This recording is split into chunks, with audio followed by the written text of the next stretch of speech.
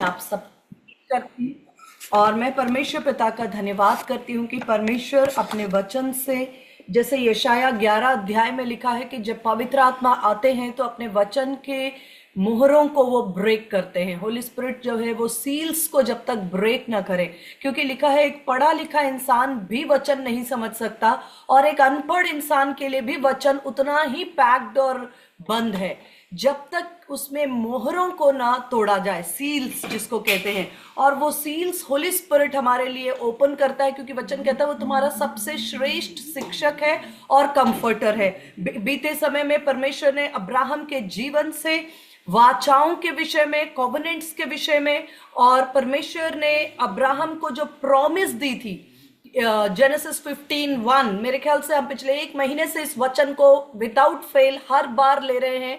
परमेश्वर ने अब्राहम से कहा, मत डर अब्राहम, मेरे सन्मुख चल और सिद्ध होता जा, क्योंकि मैं तेरा अत्यंत बड़ा प्रतिफल हूं। Abraham fear not. मैं फिर से वो वचन जरूर आपके लिए पढ़ना चाहूंगी। Perhaps for this new year परमेश्वर ने मुझे दिया तो मैं उससे ब्लेस्ड हूं और मैं आपके साथ उस वचन को शेयर कर रही हूं। एंड होली स्पिरिट हमारी सहायता करे कि हम वचन को जड़ से उसको थाम ले अपने स्पिरिट में, उसके साथ एक हो जाए। इन बातों के पश्चात यहोवा का यह वचन दर्शन में अब्राहम के पास पहुंचा। हे अब्राहम मत डर, हे अब्राहम मत डर, तेरी ढाल, तेरा अत्यंत बड़ा प्रतिफल मैं हूं। ये परमेश्वर ने उसे प्रॉमिस दिया था और हम इसी प्रॉमिस को कहना चाहिए कि we are trying to understand. हम समझने की कोशिश कर रहे हैं कि जब परमेश्वर ने उसे कहा कि मैं तेरा अत्यंत बड़ा प्रतिफल हूं, परमेश्वर ने उसे क्या कुछ बातों से ब्लेस किया। पिछले वीक हमने ऑल्टर्स के विषय में देखा, क्योंकि हमने कनेक्ट किया कि अब्राहम का जीवन मेरे और आपके समान, वो एक साधारण मनुष्य था जिसे परमेश्वर ने विषम परिस्थितियों से निकाला। अपने बिजनेस, फैमिली बिजनेस जिसको वो मूर्ति बनाया करते थे, वहां से परमेश्वर ने निकाला और प्रॉमिस के साथ कि उसके पास जब लगभग 75 ईयर्स में भी उसके पास एक भी संतान नहीं थी, तब परमेश्वर ने उसे प्रॉमिस किया कि मैं तुझसे एक बड़ी जाति, एक बड़ा राष्ट्र उत्पन्न करूंगा। और इस तरह से परमेश्वर ने अब्राहम के साथ लिए चला।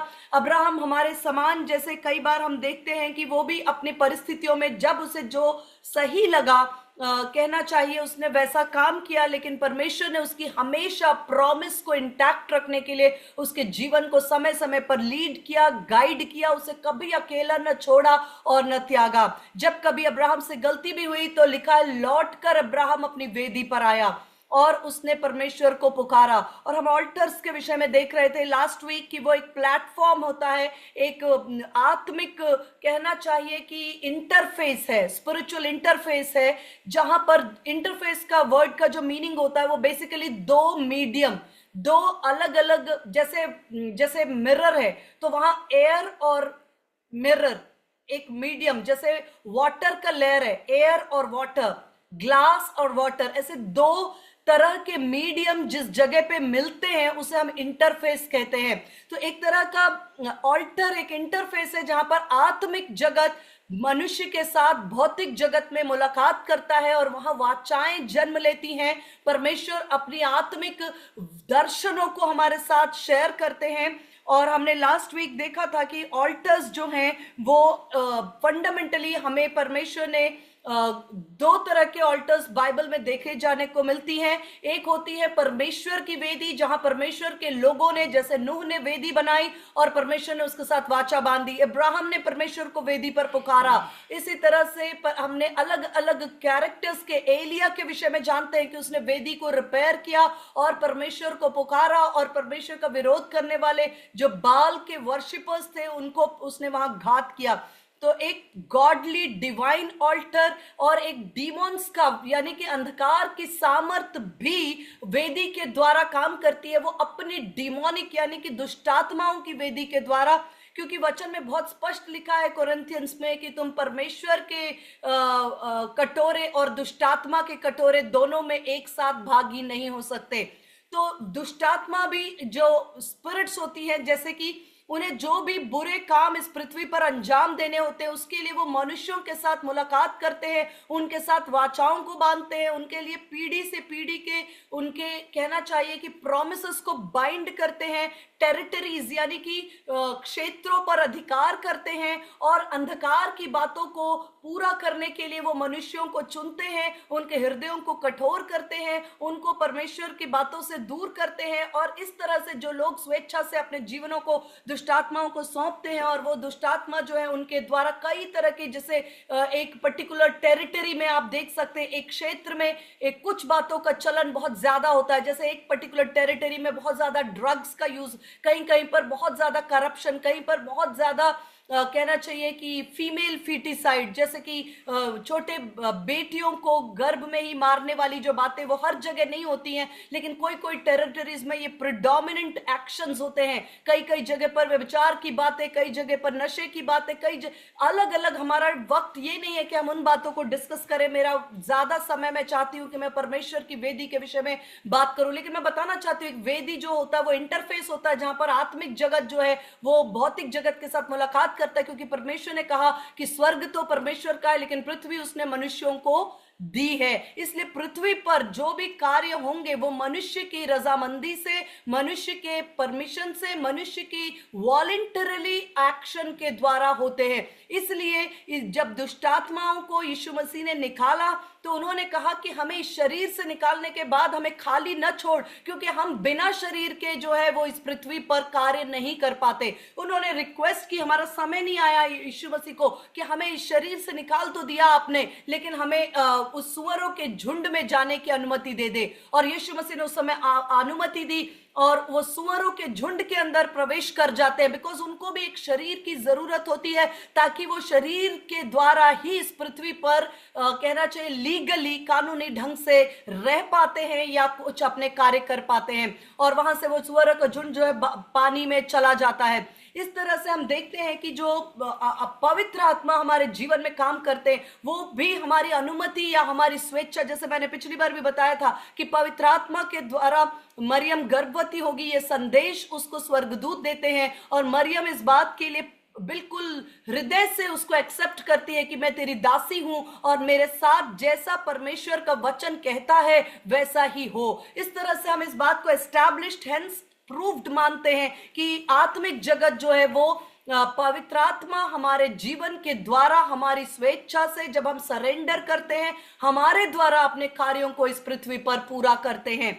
और मैं ऑल्टर्स के बारे में बता रही थी, उसमें मैं एक बहुत विशेष जगह पर आके अपने टर्न को ले रही हूँ। हालांकि आई नो दिस सीक्वेंस, मैं ये सीक्वेंस को या सीरीज को या टीचिंग को मैं प्लान नहीं कर रही हूँ। आई बिलीव मी, मैं ये प्लान बिल्कुल भी नहीं करती। मैं सिर्फ प्रार्थना कर रही हूँ, ज्यादातर कभी टंग्स में प्रार्थना करती हूँ, और मैं सोचती हूँ कि व्हाट इज इट, क्या है जो परमेश्वर हमारे साथ इन दिनों इस समय पे बांटना चाहते हैं। और ऑटोमेटिकली परमेश्वर कुछ स्क्रिप्चर्स, कुछ वचन, कुछ डिटेल्स, कुछ रेफरेंसेस, कुछ गहराई में मुझे लेकर जाते हैं, जिसको मैं इस तरह से नोट डाउन करने के बाद वो आपके साथ शेयर करती हूँ। तो ऑल्टर्स के साथ में मैं आपके साथ बांट रही थी कि क्या अब्राहम जो है वो वेदी पर जाता था तो वो एक्चुअली क्या प्रार्थना करता था, क्योंकि ये बातें हमें वचन में तो लिखी नहीं है कि अब्राहम ने क्या प्रार्थना की। लिखा है कि अब्राहम ने वेदी बनाई और परमेश्वर को पुकारा, और इस बात का अंदाज भी नहीं लगाया जा सकता एग्जैक्टली कि वो कौन सी भाषा में क्या, लेकिन इतना मालूम है कि परमेश्वर ने उस पर अपने प्लान्स को टाइम एंड अगेन जाहिर किए थे। और एक ब्यूटीफुल चीजों को जो मैं आज आपके साथ शेयर करने जा रही हूं, वो मेरे साथ आप टाइम थोड़ा सा स्पेयर करें, और मैं फिर भी रिक्वेस्ट करूंगी कि ये वचन हम अपलोड करते हैं, इसको जरूर आप रिविजिट किया करें, क्योंकि ये टीचिंग्स हैं, ये डेप्थ है, ये रिविजिट करते हैं, हमारे स्पिरिट में डाउनलोड होता है, हम इसके साथ एक होते जाते हैं, और हमारा इनर मैन, भीतरी मनुष्यत्व को ये जो टीचिंग्स हैं ये परमेश्वर की आत्मा के द्वारा ये हमारे भीतरी मनुष्यत्व को नया करती जाती हैं। ये हमें प्रतिदिन नया करती हैं, स्ट्रॉन्ग करती हैं, हमें अंदर से मजबूत करती हैं, और हमें हमें तैयार करती है कि आने वाले समय के अंदर जहां इतना सताव, इतना परसिक्यूशन, इतना कंफ्यूजन, इतनी तरह की बातें, इतनी विचलित करने वाले समाचारों से जब हमारा विश्व और सारी बातें जो हैं वो न्यूज़पेपर्स और न्यूज़ चैनल्स जो विचलित करने वाली बातों को लेकर आते हैं, वहां हम स्थिर और मजबूत और परमेश्वर की आत्मा से एकदम कहना चाहिए सेटल्ड कैसे रह सकते हैं अगर हमारा भीतरी मनुष्यत्व जब तक स्ट्रांग नहीं होगा। और वेदी पर अब्राहम के साथ परमेश्वर ने कुछ बातों को उसके साथ में शेयर किया। मैं आपके साथ बांटना चाहती हूँ कि जब कभी आप अपनी वेदी पर, अपने प्रेयर क्लोजेट में, या आपका स्थान, आपका हृदय, आपने जहां भी, ये स्थान बहुत ज्यादा में इंपॉर्टेंट नहीं है, पर आप चलते फिरते जिस भी स्टेट में परमेश्वर से जब आप बात करते हैं और परमेश्वर आपके हृदय में कुछ बातों को ड्रॉप करते हैं, डाउनलोड करते हैं, मैं कहना चाहती हूँ उन बातों को बहुत हमें एक्चुअली बहुत गंभीरता से लेना चाहिए। तो हम कई बार परमेश्वर की बातों को हल्का लेते हैं और उस वजह से हम उसके मैनिफेस्टेशन को वैसा नहीं देख पाते हैं। मैं कुछ बातों को आपके साथ शेयर करना चाहती हूं कि अब्राहम के साथ परमेश्वर की कुछ खूबसूरत स्क्रिप्ट्स हैं जो मेरे को लगता है कि परमेश्वर ने अब्राहम के विषय में बोली हैं।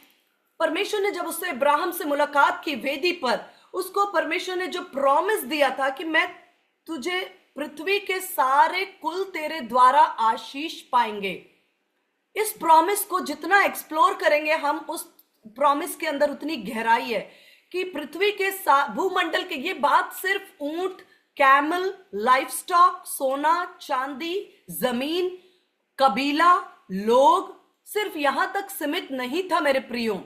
ये प्रॉमिस सिर्फ यहां तक सीमित नहीं था, इस प्रॉमिस में ये सब इंक्लूसिव था। मैं मानती हूं कि इस प्रॉमिस में ब्लेसिंग्स ऑफ अब्राहम थी, सब कुछ उसके पास बहुत धन था। Abraham one of the richest man उस समय पर था, यहां तक कि अबीमेलेक और फेरो जैसे लोग भी उससे घबराते थे। उसके पास एक मैन पावर था, एक बड़ा कबीला था, एक कबीले का सरदार था और खुद एक बहुत शानदार वॉरियर था। वो जब युद्ध पे निकला अपने भतीजे लूत को रेस्क्यू करने के लिए, तीन राजाओं के अगेंस्ट में उसने फाइट किया और अपने भतीजे को और कुछ चीजों को रेस्क्यू करके लेकर आया। वो एक वॉरियर था, वो ब्लेस्ड था, वो बहुत सारी आशीषें उसके पास थी।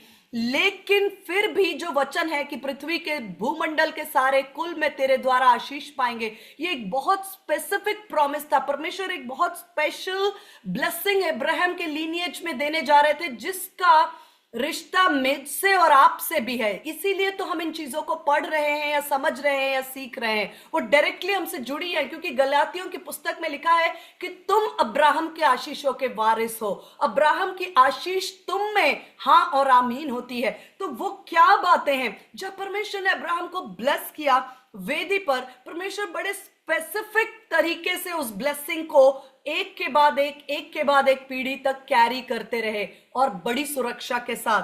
पहली बात, इब्राहिम को एक बहुत गंभीर बात परमेश्वर ने सिखाई थी और मैं वो पढ़ना चाहती हूँ 18 में 18 पे 18-19, जेनेसिस 18-19। क्योंकि मैं जानता हूं, ये परमेश्वर की वाणी है, क्योंकि मैं जानता हूं कि वह यानी अब्राहम अपने पुत्रों और अपने परिवार को जो उसके पीछे रह जाएंगे आज्ञा देगा कि वे यहोवा के मार्ग में अटल बने रहें और धर्म और न्याय करते रहें, ताकि जो कुछ यहोवा ने अब्राहम के विषय में कहा है उसे पूरा करें। मैं बहुत स्पेसिफिक इन चीजों को आपके साथ बांटना चाहती हूं कि परमेश्वर बहुत ही कहना चाहिए कि गंभीरता से अब्राहम के साथ वार्तालाप कर रहे थे। वेदी पर जब जब अब्राहम परमेश्वर से मुलाकात करते थे, परमेश्वर ने उसे इतना मजबूत किया था कि एक समय आया जब परमेश्वर ने अब्राहम के विषय में कहा कि मैं जानता हूं उसके विषय में कि वो अपने पुत्रों, अपने परिवार, जो उसके पीछे मतलब आने वाली पीढ़ियों को तैयार करके जाएगा अब्राहम, क्योंकि मैंने उसके स्पिरिट में जो डाउनलोड किया है,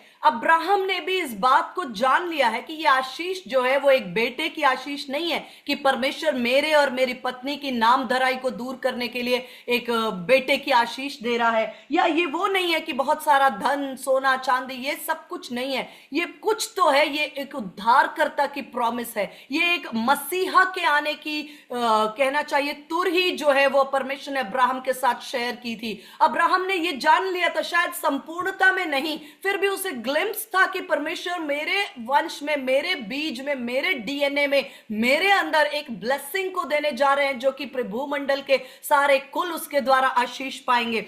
और परमेश्वर ने उसके विषय में कहा, मैं जानता हूं कि अपने पुत्रों परिवार को जो पीछे रह जाएंगे आज्ञा देगा कि वे यहोवा के मार्ग में अटल बने रहें और धर्म और न्याय करते रहें, ताकि जो कुछ यहोवा ने अब्राहम के विषय में कहा है वो पूरा कर सके।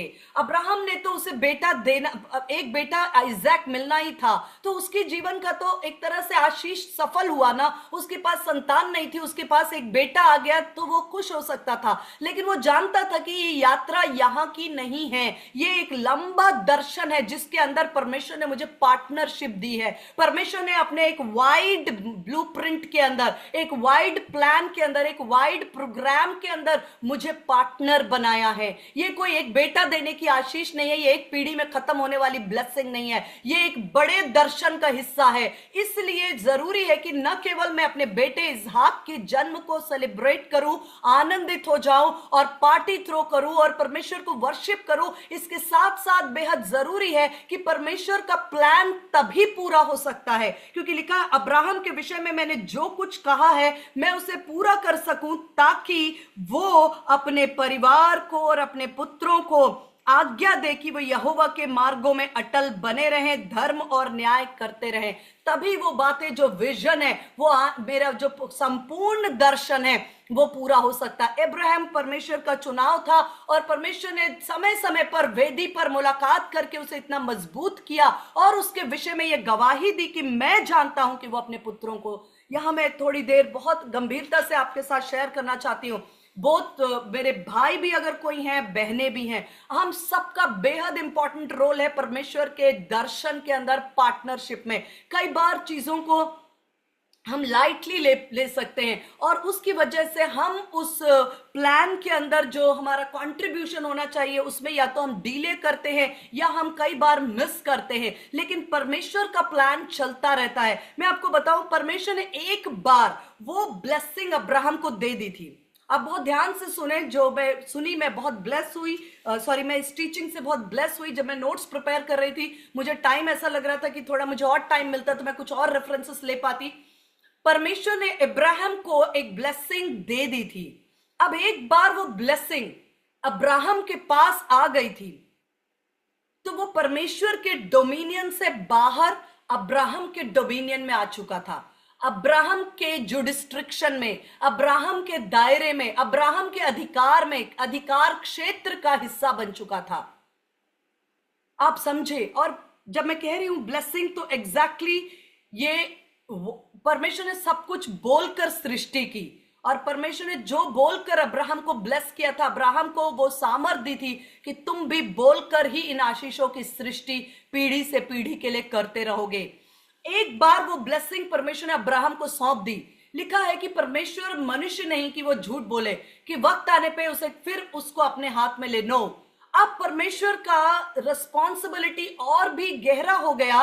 वो ये देखना था कि अब्राहम उसे सही सही जगह से ट्रांसफर करता रहे। सही जगह पर मतलब क्या? अब्राहम के पास एक बेटा था इसहाक, लेकिन इसहाक के दो बेटे थे, एसाऊ और जेकब। जेकब के तो 12 पुत्र थे, तो ये लीनियज चलनी थी। एक एक व्यक्ति को परमेश्वर ने उस मैप में तय कर रखा था कि ये ब्लेसिंग अब्राहम के बाद आइजैक के पास, आइजैक के बाद किसके पास, किसके बाद उसके बाद कहां ये चेन चलनी चाहिए। That God was very specific. परमेश्वर ने कैजुअली नहीं कहा था, और कई बार इसलिए हमें बहुत गंभीरता से इन बातों को समझने की जरूरत है कि जो परमेश्वर ने आपके हाथ में सौंपा है वो बहुत जिम्मेदारी से आपको आगे बढ़ाना है, बहुत रिस्पॉन्सिबिलिटी के साथ आगे बढ़ाना है और उसे आगे बढ़ाना है। ये सबसे इंपॉर्टेंट बात है, क्योंकि परमेश्वर के प्लान सिर्फ आपके जीवन के लिए या आपके फैमिली के लिए, आपके बच्चों के लिए नहीं है। ये परमेश्वर के प्लान्स जनरेशंस के लिए होते हैं। ये बातें यहूदी लोग बखूबी जानते हैं, इसलिए भी आज उतनी छोटी कौम, उतनी छोटी जाति, इजराइल का छोटा सा राष्ट्र होने के बाद भी वो पृथ्वी पर और मैप पर बने हुए हैं। कोई वक्त नहीं लगता दुनिया के फोर्सेस को उनको एलिनेट करने के लिए, लेकिन दे अंडरस्टूड, उन्होंने एक पुराने नियम को वो बहुत गंभीरता से पढ़ते हैं और उसकी बातों को उन्होंने अपने थाम लिया है। कभी वक्त रहा तो हम इजराइल पर बाद में चर्चा करेंगे, लेकिन यहां परमेश्वर ने बहुत स्पेसिफिकली अब्राहम के हाथ में कुछ सौंपा था। अब जिम्मेदारी अब्राहम की थी। अब परमेश्वर उसमें वापस इंटरफियर नहीं कर सकते थे, क्योंकि वो परमेश्वर ने जो नियम बनाए हैं उसी के विरोध में परमेश्वर कभी भी अपने नियमों को वायलेट नहीं करते। उन्होंने अर्थ, पृथ्वी परमेश्वर ने मनुष्यों को दी, उसमें से परमेश्वर ने एक व्यक्ति अब्राहम को चुना, उसके हाथ में एक आशीष को सौंपी, उसके बाद उसे हिदायत दी कि तुम्हें यह आशीष आगे बढ़ाना है। ये जो कुछ मैं तुम्हें कह रहा हूं, वेदी पर जो हमारी बातचीत है, जो मैं तुम्हें सिखा रहा हूं, जो मैं तुम्हें दर्शन दे रहा हूं, जो मैं तुम्हें प्रोफेसी दे रहा हूं, जो मैं तुम्हें भविष्य की बातों को तुम्हारी आत्मा में है, तुम्हें उसे अपने आने वाली जनरेशन को हैंड ओवर करना है। अब्राहम के विषय में परमेश्वर श्योर थे कि यह हैंड ओवर करेगा और उसके लिए ज्यादा मुश्किलात भी नहीं थे, क्योंकि उसने बार बार इश्माइल को लाकर सामने रखा, लेकिन परमेश्वर ने कहा इश्माइल बहुत बढ़िया है, वो तुम्हारा बेटा, इसलिए तो बिल्कुल बहुत स्पेसिफिक वचन में लिखा है कि I will bless Ishmael because he is your seed. बहुत स्पष्ट लिखा है वचन में कि मैं इश्माइल को आशीष डेफिनेटली दूंगा क्योंकि वो तुम्हारा वंश है, लेकिन मेरी वाचा आइजैक के साथ होगी जो सारा तुम्हारे लिए जन्म देगी। परमेश्वर ने समय समय पर बहुत क्लियर किया। तो इश्माइल को तो साइड में रखा, आशीष दी, धन दिया और कहा कि तमाम कहना चाहिए सामर्थ, धन, आशीषें, सब कुछ उसको मिलेगा, अब्राहम की संतान है। लेकिन वाचा, वो जो एक वाचा जो मुझे एक पीढ़ी से एक पीढ़ी जब तक यीशु मसीह नहीं आता, पूरी सुरक्षा के साथ उस धरोहर को, उस ब्लेसिंग को, उस कॉवेनेंट को मुझे पास ऑन करना है। और and I am very specific, यहां कहीं भी लापरवाही, यहां कहीं भी मिस्टेक नहीं चलेगी। इसलिए परमेश्वर ने अब्राहम से कहा कि इस्माइल को साइड में रखो, आइजैक पे फोकस करो। फिर एक वक्त आया जब परमेश्वर ने कहा कि देखो ऐसा है, सारा जैसा कहती है वैसा मान लो, इस्माइल को तुम विदा करो और उसे ब्लेस करो और उसे भेजो। वक्त आ चुका है कि आपका अटैचमेंट उसके साथ ब्रेक हो। ठीक है, वो आपका बेटा है, लेकिन अभी वहां अटैचमेंट ब्रेक होने का समय है, क्योंकि अब आपको पूरा फोकस किस पे करना है? आइजैक पे करना है। क्योंकि बात ये हमारे माता पिता, बच्चे, प्रेम, पिता का प्रेम, मम्मी का प्रेम, उन बातों से कहीं बढ़कर है, ये कॉवेनेंट्स की बातें हैं। तो उसके आइजैक के ऊपर फोकस किया और जो कुछ परमेश्वर ने अब्राहम को कहा था उसने आइजैक को हैंड ओवर किया। और लिखा भी है आइजैक ने अकाल के समय बोया, 100 गुना कटनी काटा। और वचन में लिखा है कि क्योंकि तेरा पिता इब्राहिम मेरी वाचाओं को, मेरे आज्ञाओं को मानता था, इसलिए आइजैक ब्लेस्ड है। अब बारी आइजैक की है कि आइजैक के पास 2 बेटे हैं, जेकब एंड ईसाऊ। उसको कैसे पता चलेगा कि मुझे जो मेरी पीढ़ी से मुझे एक ब्लेसिंग मिली है, वो ब्लेसिंग उद्धारकर्ता की लीनिएज है, उद्धारकर्ता का वंश है, वो धन, जमीन, जायदाद, सोना, चांदी, इन सब बातों से बहुत अलग है, बढ़कर है। वो मुझे किसको हैंड ओवर करना है? वहां पर गॉड इज सो स्पेसिफिक कि एक बार जब उत्पत्ति के, मैं वचन लेना चाहूंगी 25 अध्याय, उत्पत्ति का 25 अध्याय, बहुत स्पेसिफिकली वहां पर लिखा है कि उत्पत्ति के 25 अध्याय में लिखा है कि इजहाक की पत्नी जो थी वो रिबेका, और वो उसके मामा के वहां से वो लेकर आया था। अब्राहम ने कहा था कि बिल्कुल भी नहीं चलेगी, ये कनानी अन्य जाति नहीं, ये हमें हमारा क्रीड चाहिए, हमें हमारा स्पेसिफिक, मैं चाहता हूं कि वहां से तुम लेकर आओ। बहुत स्पेसिफिकली वो लड़की जो है रिबेका, वो एलिएजर जाते हैं और बहुत से चिन्ह रखते हैं। आप सब बाइबल के जानकार लोग हैं, और उसमें से रिबेका जो कि परमेश्वर की ओर से ठहराई हुई थी, वो आती है उन सारी लड़कियों में से, और वो सारे जो चिन्ह एलिएजर ठहराते उसमें सेट होती है। उसके बाद वो आती है यहाँ पर, और लिखा है 25 का 21 में लिखा है, इसहाक की पत्नी बांझ थी, इसलिए उसने उसके निमित्त यहोवा से विनती की, और यहोवा ने उसकी विनती सुनी। इस प्रकार उसकी पत्नी रिबेका गर्भवती हुई। ध्यान से देखें, अब रिबेका का की पोजीशन था यहां पर। मैं हमेशा बोलती हूँ अब्राहम इंपॉर्टेंट है, रिबेका भी इंपॉर्टेंट है, जेकब इंपॉर्टेंट है, एस्तर भी इंपॉर्टेंट है, देबोरा भी इंपॉर्टेंट है, रूथ भी इंपॉर्टेंट है। की people we need to understand, हमें अपना पोजीशन, अपनी जिम्मेदारी को समझना है। ये किसी तरह से भी, मतलब अगर आज आप परमेश्वर का वचन सुनते हैं और आपके हृदय में ये बातें टच कर रही हैं, कैसे पता चलता है कि परमेश्वर मुझसे बात कर रहा है? अगर आपके स्पिरिट में, जरूरी नहीं है, किसी को लग सकता है कि सिस्टर आपका वचन मेरे सिर के ऊपर से जा रहा है, बहुत आम बात है, कोई बड़ी बात नहीं है। ऐसा हो सकता है कि आप कनेक्ट नहीं कर पा रहे हैं, लेकिन यदि आपको स्पिरिट में लग रहा है कि ये वचन मुझसे बात कर रहा है, तो परमेश्वर आपसे निश्चित रूप से बात कर रहा है। यहां रेबेका ने एक बहुत इंपॉर्टेंट काम किया। 22 वचन में लिखा है, लड़के उसके गर्भ में आपस में लिपट के एक दूसरे को मारने लगे। वो जो युद्ध बाहर होना था ईसाऊ और जेकब का, वो जो पृथ्वी पर आकर लड़ना था, वो युद्ध कहां शुरू हुआ? वो उनके गर्भ में, राइट, उनके डीएनए में ही वो प्रोग्राम्ड थे। और लिखा है कि लड़के उसके गर्भ में आपस में लिपट के एक दूसरे को मारने लगे। तब उसने कहा, मेरी जो ऐसी ही दशा रहेगी तो मैं कैसे जीवित रहूंगी? मतलब उसको कुछ हो सकता है तकलीफ हो रही थी। लिखा है ना कि आप गर्भ में ही, इंग्लिश में ये 25 का 21 22, children struggle together with in her. English में लिखा है, children struggle together with in her and she said, if it is thus why is it happening to me? मेरे साथ ये क्या हो रहा है? उसको तकलीफ हुई होगी, तभी उसको कुछ अंदर महसूस हुआ कि कुछ तो मेरे गर्भ में मुझे महसूस हो रहा है, डिफरेंट लग रहा है। इसलिए उसने एक बहुत खूबसूरत काम किया कि वो यहोवा की इच्छा पूछने के लिए चली गई। इंग्लिश में लिखा है कि she went to inquire of the Lord. वो यहोवा की इच्छा पूछने गई। She went to inquire of the Lord. Thanks to that time, क्योंकि उस समय शायद बहुत ज्यादा सीटी स्कैन, सोनोग्राफी, डॉक्टर्स, ज्ञान बहुत कुछ नहीं था, तो बहुत अच्छा था, लोगों के पास एकदम फोकस था कि गर्भ में उसको कुछ तकलीफ, कुछ अजीब, कुछ अलग लगा, तो सीधा वो यहोवा की इच्छा पूछने के लिए चली गई। और तब यहोवा ने उससे बात किया, अपनी मर्जी को, यहां आइजैक को नहीं, रिबेका को जन्म से पहले ही बता दिया कि जो धरोहर अब्राहम से आइजैक को मिला है, जो उद्धारकर्ता का लीनिएज, उद्धारकर्ता यीशु मसीह का प्रॉमिस, जिस ब्लेसिंग के द्वारा भूमंडल के सारे कुल आशीष पाएंगे, वो आशीष जो है वो आपको जेकब को हैंड ओवर करनी है। ये बात रेबेका को पहले ही समझ में आ गई थी, क्योंकि लिखा है कि जब वो बालक एक दूसरे को गर्भ में मारने लगे, उसने अपनी दशा देखकर यहोवा से इच्छा जानने को गई। तब यहोवा ने उससे कहा, तेरे गर्भ में 2 जातियां हैं, तेरी कोख से निकलते ही 2 राज्य के लोग अलग अलग हो जाएंगे। एक राज्य के लोग दूसरे से अधिक सामर्थी होंगे और बड़ा बेटा छोटे के अधीन होगा। वहां परमेश्वर ने अपनी मर्जी को जाहिर किया। परमेश्वर वेट कर रहे थे, आइजैक या रिबेका, कोई तो जिस पर मैं अपनी इच्छा को जाहिर करूं, क्योंकि इब्राहिम के लिए मुश्किल नहीं थी। इश्माइल और आइजैक था चॉइस में, तो इश्माइल को परमेश्वर ने साइड में रखा, आइजैक को हैंड ओवर किया। लेकिन आइजैक के तो खुद के दोनों बेटे थे, ट्विंस थे, रादर दोनों जुड़वा बेटे थे।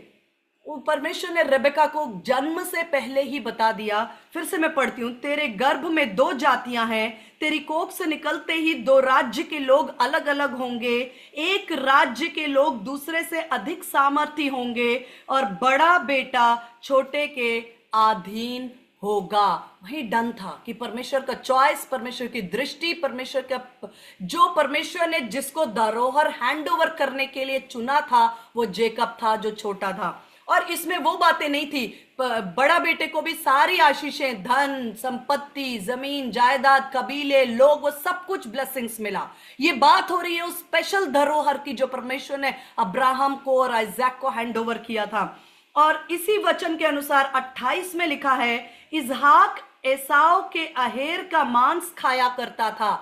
आइजैक जो नॉर्मल था, मुझे नहीं पता रेबेका ने ये बात आइजैक को बताई थी या नहीं बताई थी, लेकिन आइजैक एक नॉर्मल पिता के समान, नॉर्मली लोगों का पहला बच्चा जो बड़ा बेटा था, बहुत प्रेम करता था आइजैक से, और सॉरी ईसाव से, और ऊपर से आइजैक जो है वो खाने पीने का शौकीन था, नॉन वेजिटेरियन का, और बड़ा बेटा जो था वो बहुत अच्छा हंटर था और शानदार कुक भी था। उसको अपने पिता को, मतलब पिता के उस बेटे के साथ बड़ी अच्छी फ्रीक्वेंसी ट्यूनिंग थी और वो उससे प्रेम करता था, एक स्वाभाविक प्रेम था।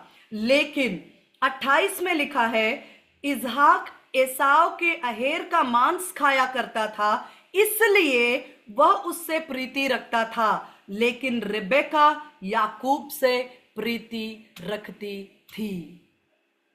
आइजैक के पास एक कारण था, उसको फेवरेट था नॉनवेज बना के खिलाने वाला, और बेटा नॉनवेज बना के खिलाता था, वो एक लिखा इसलिए वो उससे प्रीति रखता था। लेकिन रेबेका के विषय में लिखा है याकूब से प्रीति रखती थी, क्योंकि रेबेका ने जान लिया था उनके जन्म से पहले कि याकूब वो है जिस पर मेरे परमेश्वर ने चित्त लगाया है। याकूब वो है जो उस आशीष को आगे कैरी ऑन करने वाला है। याकूब वो है जो परमेश्वर का चुनाव है। याकूब वो है जो पृथ्वी के सारे भूमंडल के कुल जिससे आशीष पाएंगे उस उद्धारकर्ता की लीनिएज को कैरी करने वाला एसाव न होगा, जेकब होगा। ये बात रेबेका को परमेश्वर ने जाहिर की और रेबेका ने उस समय ही उसको थाम लिया।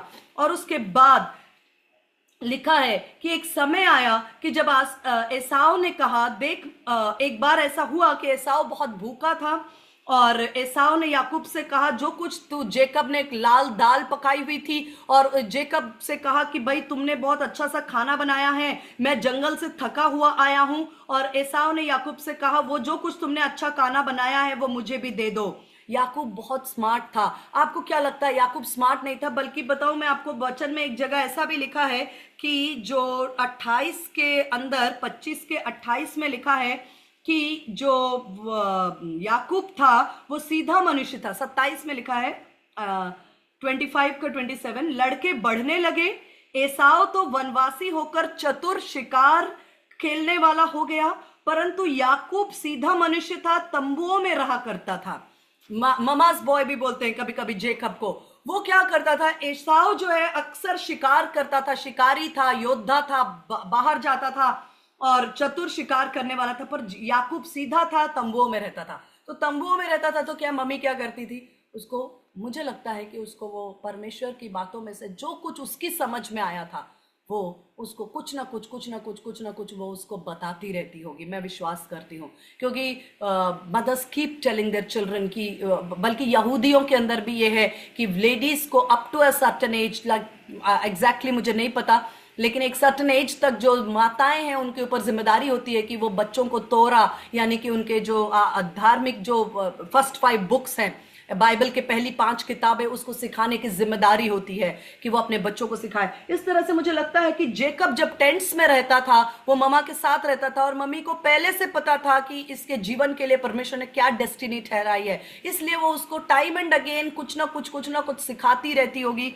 और वक्त आने पे जैसे ही एसाव ने कहा कि भाई मुझे बहुत भूख लगी है और मुझे तो ये जो तुमने खाना पकाया है मुझे दे दो, तो याकूब ने क्या ही सोचा, कौन सोचता है, बच्चे ही तो रहे होंगे वो। और उस समय कोई बच्चे क्या पूछते हैं, भाई तुम्हें चाहिए तो मुझे प्रॉमिस करो कि तुम मुझे चॉकलेट दोगे, तुम मुझे टॉफी दोगे, तुम मुझे साइकिल दोगे, तुम मुझे राइड कराओगे, तुम मेरी बात, ऐसी बातें करते हैं ना। लेकिन राइटली याकूब ने कहा कि मैं तुझे ये खाने को दे सकता हूं, लेकिन शर्त है कि तू अपने पहलौठे का अधिकार मेरे हाथ में बेच दे। ऐसा कौन बच्चा बोलता है? पहलौठे का अधिकार एक बच्चे को पता भी होता है क्या? बच्चों को नहीं पता होता है जब तक उनको सिखाया ना जाए। डेफिनेटली रेबेका ने उस बेटे को, याकूब को, पहलौठे के विषय में और परमेश्वर के प्लान के विषय में कुछ ना कुछ टीचिंग दे रखी थी। इसलिए तो कौन बच्चे होते, चलो ठीक है मैं मान लेती हूँ बच्चे नहीं थे, जवान ही थे मान लीजिए, तो भी जवान हो तो भी ऐसा कौन मौका पाकर तुरंत ये कहता है कि ठीक है मैं तुम्हें ये खाने को दे सकता हूं अगर तुम मुझे पहलौठे का अधिकार बेच दो।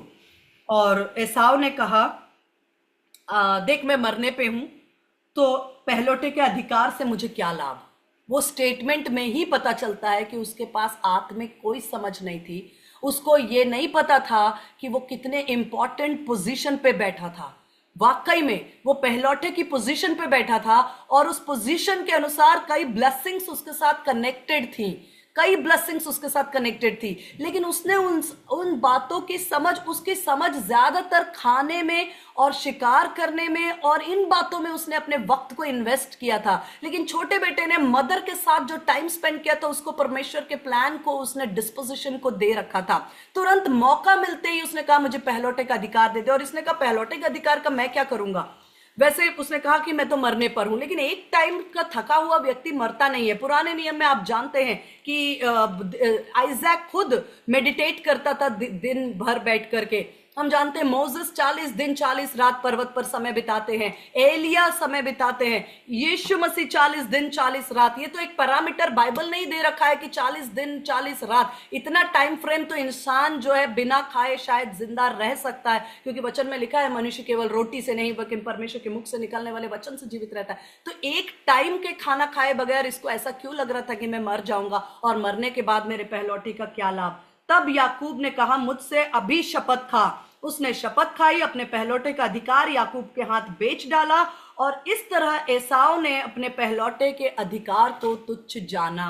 बहुत क्लियर लिखा है 34 में कि एसाव ने पहलौठे के अधिकार को तुच्छ जाना। उस तुच्छ जाना का मतलब ये नहीं है कि तुच्छ जानने का मतलब उसको वैल्यू ही नहीं थी उस चीज की। उसको नहीं पता था कि ये कितनी गंभीर आशीष है, ये कितना इंपॉर्टेंट पोजीशन है, इससे जुड़ी कितनी आत्मिक आशीषें मेरे जीवन में रिलीज होती हैं। ये परमेश्वर ने मुझे, 2 ट्विंस हैं गर्भ में, 2 जुड़वा बच्चे हैं, कि मैं पहले बाहर आया और बाद में जेकब बाहर आया। तो मैं पहले बाहर आया तो कुछ तो परमेश्वर के प्लान की ब्लेसिंग्स, मेरे स्थान, मेरा पोजीशन मेरे लिए ब्लेसिंग्स हैं। उस बात की गहराई और गंभीरता को उसने हल्के में जाना। इस तरह वचन में स्पष्ट लिखा है 34 वचन में कि एसाव ने अपने पहलौठे के अधिकार को तुच्छ जाना। मतलब तुच्छ जानने का मतलब उसकी वैल्यू नहीं समझी, उसकी कदर कीमत नहीं समझी। उसे लगा खाना पीना, हंटिंग करना और ये सारा जो मेरे पिता के पास है वो सब कुछ मुझे ही मिल जाएगा। तो लेकिन आत्मिक समझ को जेकब ने डेवलप किया था और थोड़ा थोड़ा डेवलप हुआ था, थोड़ा और परमेश्वर ने उसको दर्शन देकर क्लियर करता गया। परमेश्वर ने भी उसे बुढ़ापे तक खूब सिखाया। बहुत सी बातों को जेकब के साथ परमेश्वर ने व्यक्तिगत मुलाकात की और बहुत सी बातों को सिखाया था। लेकिन यहां से अब्राहम जो आइजैक है, उसके बाद लिखा है कि वो 27 अध्याय में, मुझे मेरा समय रुकने के लिए कहेगा, मैं 4 बजे के आसपास मतलब अपने वचन को रुकना चाहूंगी और यदि हम नेक्स्ट टाइम इसको कंटिन्यू कर पाएंगे, क्योंकि इसमें ये जो बातें हैं वो मनश्शे एफ्राइम तक जाती हैं, जहां पर जेकब जो है वो अपने हाथ को ये क्रॉस करके ब्लेस करता है, जबकि बड़े बेटे को राइट हैंड से ब्लेस करना चाहिए था मनश्शे को, लेकिन वो अपने राइट हैंड को ले जाकर एफ्राइम पर रखता है। तो ये सब बातें कई बार हमें समझने की बहुत जरूरत है कि परमेश्वर के हार्ट में क्या है, एंड वी बिकम इंस्ट्रूमेंट्स। यहाँ पर रेबेका एक बहुत इंपॉर्टेंट इंस्ट्रूमेंट बनी जो समझ पाई परमेश्वर। उसने पुकारा परमेश्वर को, प्रभु लिखा है शी एनक्वायर्ड ऑफ द लॉर्ड, उसने परमेश्वर की इच्छा को जानने के लिए गई और परमेश्वर ने उसे बताया कि तेरे अंदर 2 राष्ट्र हैं। लेकिन आइजैक को इन बातों की ज्यादा समझ शायद थी या नहीं थी कहना मुश्किल है, लेकिन आइजैक जो है वो इन बातों से बहुत ज्यादा खबर नहीं रखते थे। और 27 अध्याय में लिखा है कि जब आइजैक बूढ़ा हो गया, उसकी आंखें ऐसी धुंधली हो गई कि उसको सूझता न था, तब उसने अपने बड़े बेटे एसाव को बुलाकर कहा, मेरे पुत्र। उसने कहा, क्या आज्ञा पिता? उसने कहा, सुन, मैं तो बूढ़ा हो गया हूं, नहीं जानता कि मेरी मृत्यु का दिन कब होगा, इसलिए तू अपना तरकश और धनुष आदि लेकर त्यार लेकर मैदान में जा, मेरे लिए शिकार ले आ, तब मेरी रुचि के अनुसार स्वादिष्ट भोजन बनाकर मेरे पास ले आना, मैं उसे खाकर मरने से पहले तुझे जी भर के आशीर्वाद दूं। क्योंकि आइजैक को कुछ पता तो था कि मेरे अंदर कुछ डिपॉजिट है। ये एक बहुत खूबसूरत बात है कि हमारे जो पेट्रियार्क्स थे उनको ये पता होता था कि हमारे पास कुछ अंदर परमेश्वर ने डिपॉजिट दिया है, मेरे पिता ने मुझे कुछ डिपॉजिट दिया। ये ऊपर बाहर जो दिख रहा है ना, ये जमीन, ये सोना, ये चांदी, ये गाय बैल, ये सरदार का कबीला होना, ये तो है। इसके अलावा मेरे स्पिरिट में मेरे पिता ने मुझे एक धरोहर दी है और उस आशीष को मुझे अपनी अगली पीढ़ी को बिल्कुल पहुंचाना है। इतना तो आइजैक को अच्छी तरह पता था, लेकिन आइजैक को ये पता नहीं था कि मुझे जेकब को देना है। उसे ये था कि भाई मेरा बड़ा बेटा है, पहलौठा है, अच्छा शिकार करता है, मुझे खुश करता है। उसको पूरा समझाया कि, और पता है आपको, इस घटना के कई वर्षों बाद तक आइजैक जीवित था। उसकी बातों से ऐसा लग रहा था ना कि वो आशीर्वाद दे करके तुरंत उसकी कुछ समय में मृत्यु हो जाएगी, ऐसा नहीं था। बस उसको एक दिन ऐसा लगा कि इसहाक बूढ़ा हो गया और उसकी आंखें धुंधली हो गई थी, उसको कुछ सूझता ना था। होता है जैसे उम्र के साथ उसकी आंखें धुंधली हो गई थी और उसे कुछ इतनी समझ नहीं थी, और उसने सोच लिया कि भाई अब वक्त आ चुका है शायद मेरे चलने का। मेरे पास जो एक स्पेशल धरोहर मेरी आत्मा में मेरे पिता ने मुझे ट्रांसफर किया है, जो आशीर्वाद, वो मुझे आइजैक ईसाऊ को देना है। उसको बोलता है कि जाकर अच्छा सा मेरे लिए शिकार करो, टेस्टी खाना बनाओ, और मैं जी भर कर, क्योंकि वो मेरे कहना चाहिए अंदर के आत्मा को इतना प्रसन्न कर देगा कि मेरे अंदर से आशीष उभर कर तुम्हारे लिए आ जाएंगी। लेकिन वहां फिर से एक की पोजीशन पर एक बात होती है। तब एसाव आहेर करने को मैदान में गया, तब इसहाक एसाव से बात कर ही रहा था, रिबेका ने ये बातें सुन ली। ये इत्तेफाक नहीं था, ये परमेश्वर का बहुत, मैंने बताया ना आपको, परमेश्वर ने एक बार वो ब्लेसिंग अब्राहम के हाथ में दे दी ना, अब परमेश्वर उसमें कोई हस्तक्षेप या इंटरफेरेंस डायरेक्ट नहीं कर सकते थे। अब उनको यही करना था कि किस मनुष्य के द्वारा मुझे कैसा काम लेना है। कैसे वक्त आने पे परमेश्वर ने रेबेका से बात की, क्योंकि अब जो करना होगा रेबेका के थ्रू होगा, जब जो करना होगा जेकब के थ्रू होगा, जो करना होगा उनकी नेक्स्ट पीढ़ी रूबेन के थ्रू होगा या जूडा के थ्रू होगा, जो होगा वो अब मनुष्यों के हाथ में, क्योंकि एक बार वो मनुष्य के हाथ में चली गई, परमेश्वर के डोमेन से बाहर अब्राहम के डोमेन में आ चुकी थी। अब अब्राहम के डोमेन में आने के बाद अब वो मनुष्यों की धरोहर थी। मनुष्य जिसे चाहे वो दे सकते थे, ये स्वतंत्रता उनके पास थी। ये स्वतंत्रता बिल्कुल आइजैक के पास थी कि आइजैक अपनी मर्जी से उसे आइजैक को उस ब्लेसिंग को एसाव को दे सकते थे, क्योंकि एक बार वो परमेश्वर के डोमेन से हैंडओवर हो चुकी थी। मनुष्य अपनी मर्जी से आगे पास ऑन कर सकते थे, लेकिन परमेश्वर जानते थे कि उन्हें कहां पहुंचानी है। इसलिए समय समय पर उन्होंने अपने कहना चाहिए लोगों के हृदय में बात किया। रिबका के अंदर आया कि मेरे गर्भ में मुझे कुछ अच्छा नहीं लग रहा है, तो मुझे जाकर परमेश्वर से पूछना चाहिए कि ये क्या बातें हैं। परमेश्वर ने कहा, 2 राष्ट्र 2 राज्य तेरे अंदर हैं, और जो छोटा होगा वो बड़े पर अधिकार करेगा। और रेबेका तब से उससे प्रीति रखने लग गई। और इत्तेफाक की बात है कि जब मैं सोचती हूँ इतना बड़ा कबीला था, इतना बड़ा टेंट था, और आइजैक और हमारे जैसे घर तो मेरे ख्याल से नहीं होते होंगे कि छोटे 2-3 बेडरूम फ्लैट्स जहां पर एक कुछ बोल रहा है तो दूसरी तरफ सब सुनाई भी दे रहा होगा। मैं कल्पना करती हूँ बड़े टेंट्स होंगे, लेकिन इत्तेफाक नहीं था वो। जब एसाव आहेर करने को मैदान में गया, तब इसहाक एसाव से यह बात कर रहा था, तब रेबेका ने ये बातें सुन ली। एग्जैक्ट टाइम पर उसने ये बातें सुन ली, और उसको पता था कि मेरे पति के हृदय में जो पीढ़ी से पीढ़ी की ब्लेसिंग उनके अंदर लॉक्ड है, जो उनके अंदर जो ब्लेसिंग परमेश्वर ने पीढ़ी से पीढ़ी के लिए दी है, उसको जाना चाहिए जेकब के पास। वो ब्लेसिंग जेकब के लिए है। लेकिन उसे पता था कि उसका हस्बैंड जो है वो एसाव से प्रेम करते हैं, और पूरा प्रोग्राम उनका सेट था कि वो शिकार करके आएंगे और उसको परमेश्वर आइजैक ब्लेस करेगा। वो सुन लेती है, उसको नहीं पता कि अभी सही क्या है गलत क्या है, बस उसे ये पता है कि होना क्या है, उसे ये पता है कि परमेश्वर का प्लान क्या है। उस प्लान को एग्जीक्यूट कैसे करना है उस बातों पे वो लोग बहुत सिंपल थे, उनको नहीं समझ आता था, उनको जो समझ आता था वो उस समय वही करते थे। उस समय उनको जो ठीक समझ आता था, अपने सिर्फ उनके अंदर एक पैशन था, रेबेका के अंदर एक पैशन था कि मुझे परमेश्वर ने कहा था कि जो छोटा होगा वो बड़े के ऊपर अधिकार करेगा। बेटे तो दोनों ही थे रेबेका के, ऐसी कोई प्रॉब्लम नहीं थी, दोनों ही उसी के अपने बच्चे थे, लेकिन वो परमेश्वर के प्लान को एग्जीक्यूट करने का इंस्ट्रूमेंट या कहना चाहिए वसीला बन रही थी। वो परमेश्वर के प्लान को पूरा करने वाली कड़ी बन रही थी, वो परमेश्वर के प्लान को पूरा करने वाला जो एक कहना चाहिए व्यक्ति, एक याजक बन रही थी उस जगह पर। और उसने कहा, तुरंत वो जेकब के पास गई, मेरा समय मुझे इजाजत नहीं देता, मैं यहां रुकना चाहूंगी। और वो उसे कहती, बेटा तुम एक काम करो, मैं जैसा कहती हूं ना बिल्कुल वैसा करो।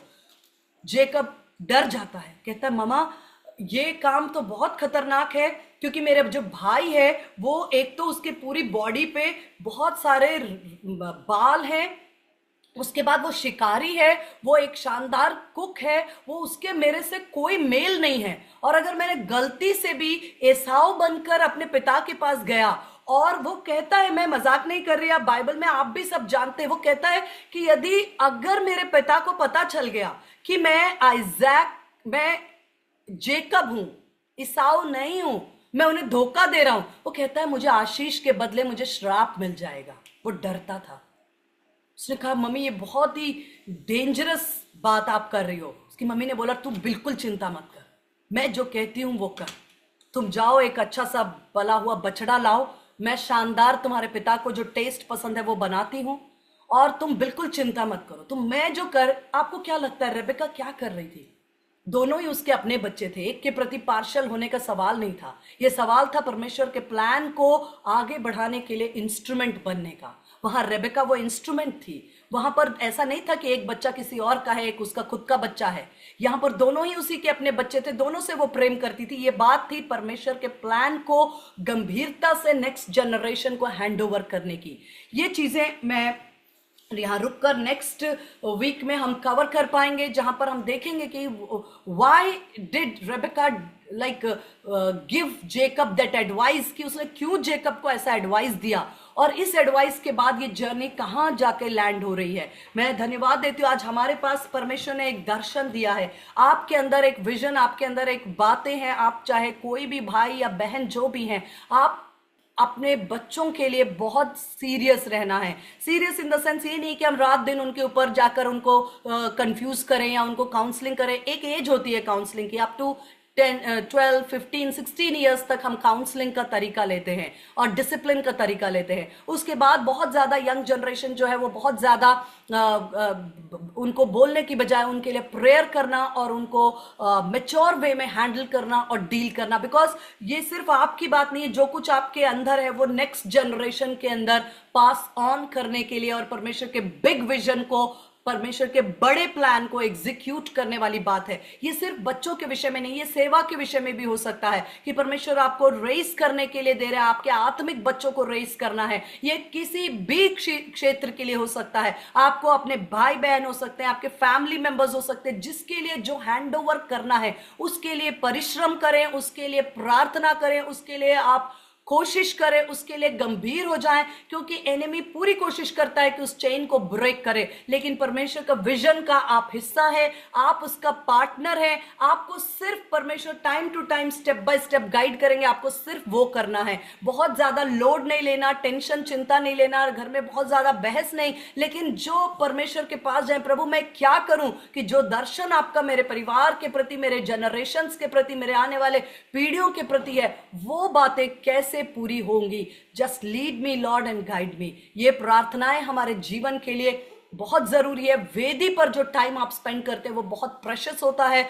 और उस टाइम में परमेश्वर बहुत ब्यूटीफुल प्लान्स को आपके और मेरे जीवन के लिए अनफोल्ड करते हैं। आइए हम अपनी आंखों को बंद करेंगे एक क्षण के लिए और हम एक छोटी सी प्रार्थना के साथ आगे हालेलुया हालेलुया अपनी आंखों को बंद कर सकते हैं। इस समय याद करें इस समय आप याद करें कि कौन सा वचन है, कौन सी बात है जो परमेश्वर ने आपके हृदय में दिया है, कौन सा प्रॉमिस है। आज आपके सामने आपके बच्चे हैं, हो सकता है आपके भाई बहन हैं, हो सकता है आपके आत्मिक बच्चे हैं, हो सकता है आपको परमेश्वर ने जिस कलीसिया जिस स्थान पर रखा वहां के कुछ लोग हैं जिनकी जिम्मेदारी आपके ऊपर है। परिश्रम करें। हालेलुया। पिता, मैं सहायता को मांगती पिता, आपने जो कुछ हमारे अंदर प्लेस किया है हम उसे बहुत ही गंभीरता से प्रिजर्व करें, ओ उसकी रक्षा करें, और प्रभु उस धरोहर को हम अपने नेक्स्ट जिसको पास ऑन होना चाहिए उसको पास ऑन कर सके। पिता परमेश्वर, हम परमेश्वर पिता अपनी आशीषों में प्रभु जी मगन ना रहें, अपनी ब्लेसिंग्स और अपनी प्रेयर और अपनी बातों को अपने तक सीमित ना रखें, लेकिन हम आपके उस दर्शन के पार्टनरशिप में आ जाएं जो दर्शन को लेकर आपने हमें चुना है। आपने हमारे 1000 कुटुंबियों के बीच हमें चुना है, हमें खड़ा किया है, अपने आप को हम पर जाहिर किया है, अपने वचन से हमसे बात किया है। हमें शत्रु ने जब गिराना चाहा आपने हमें संभाला, उठाया है। हर एक निराशाओं के बावजूद अपने वचन से हमें मजबूत किया है, हमें अपने प्रेम से भरा है, अपने दर्शन का पार्टनर बनाया है। प्रभु, हम मिस नहीं करते। हम आपसे आज रेबेका के समान पूछना चाहते हैं, ये स्ट्रगल जो चल रहा है, रेबेका के गर्भ में जो स्ट्रगल था, हो सकता है हमारे बिजनेस में स्ट्रगल है, हो सकता है मिनिस्ट्री में स्ट्रगल है, हो सकता है ये स्ट्रगल फैमिली में है, हो सकता है ये स्ट्रगल हमारे शरीर में है, हो सकता है हमारे आत्मिक जीवन में है। ये स्ट्रगल, ये संघर्ष जहां भी आज हमें दिखता है उसे लेकर हम परमेश्वर के पास आते हैं। प्रभु, आप बताइए,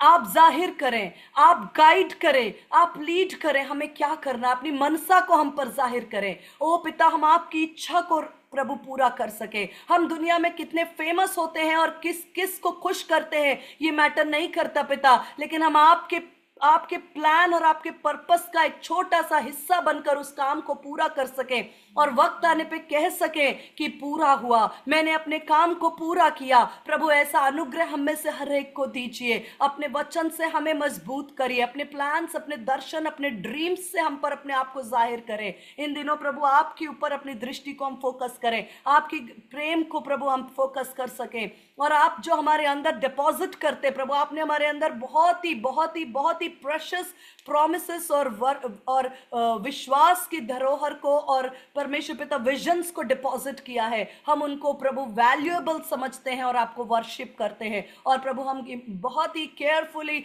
अपने नेक्स्ट जनरेशन के लिए उन बातों को तैयार कर सके। हर एक बात के लिए धन्यवाद, यहाँ उपस्थित हर फैमिली के लिए धन्यवाद, हर एक भाई बहन के लिए धन्यवाद, उनकी पीढ़ियों के लिए, उनके फैमिलीज के लिए, उनके एक्सटेंडेड पीपल के लिए धन्यवाद। जो कनेक्ट नहीं हो पाए उनको भी हम यीशु के नाम से ब्लेस करते प्रभु, हर एक तक ये वचन पहुंचने पाए, जितने लोग आवश्यकता में हैं उन तक पहुंचने पाए, यीशु के नाम से मांगते हैं।